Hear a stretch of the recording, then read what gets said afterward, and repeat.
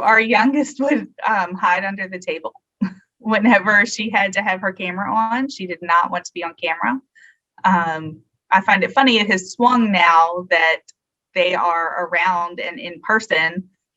They don't mind doing the FaceTime with their friends now to see them. But before, yeah, they just didn't want to. They didn't want to be on camera. They didn't want to be on a screen.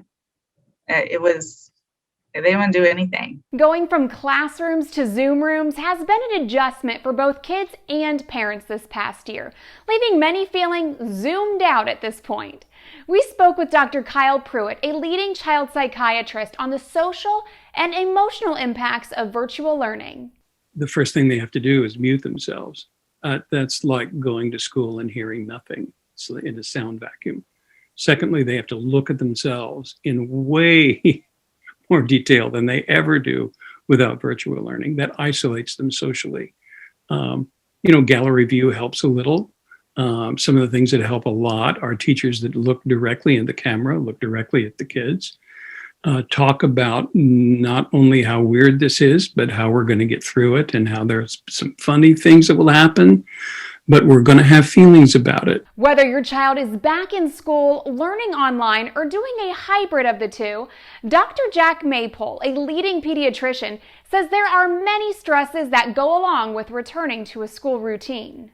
Kids who haven't had an issue sleeping before or who haven't had bad dreams may now actually be having bad dreams or may even be resisting going to bed at night. And, part of this may be them processing some fear that they're feeling or some feelings that they just haven't quite sorted out. And it really amounts to the fact that I have to go back to school. I forget what it's like. And I'm really not ready or happy about having to get back into that. I think we have to be sympathetic and give them credit, because I think for some kids that just may show up in a lot of ways. Despite the advancements in virtual learning, many school owners agree that there's nothing quite like in-person learning when it comes to early childhood education. Kindergarten's about learning your letters, learning your capital letters, not about learning the combinations of a password. For the younger kids particularly, kindergarten through second, maybe, it's hard. Virtual learning is not ideally suited. There's a butterfly, there's a squirrel, there's whatever is so much more interesting than watching this little square screen again. So what can you do as a parent to help your child before they return to school? Experts say a mix of being engaged and giving them privacy can do the trick. I think parents could participate in their kids' virtual learning. Often we just kind of set up the screen and walk away because we're busy and have other things to do. But sit down next to them, even if you're not, participating because of the nature of the learning, you can always ask questions based on what you've overheard later and have a conversation about it. Make it meaningful for the children's lives.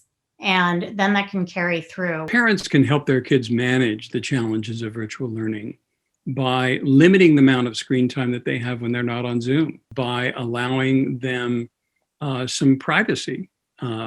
They can set up the Zoom in a place in the house that's always the same. The ritual, the routines, very important. To find out more, visit goddardschool.com/summercamp. Thanks for watching. I'm Christina Nicholson for Parenting Under 5.